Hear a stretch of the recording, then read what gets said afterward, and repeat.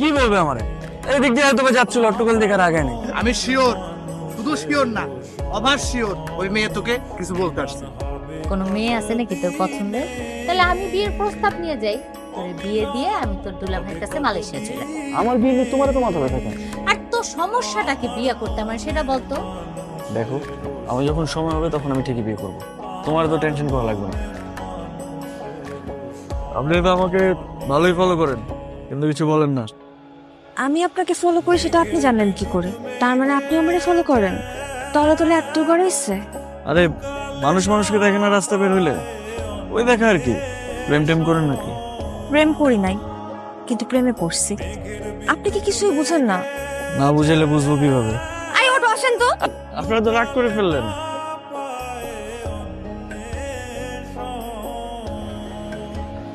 মামা, আপনি না বললেন জেরিন লেখাপড়া নিয়ে ব্যস্ত?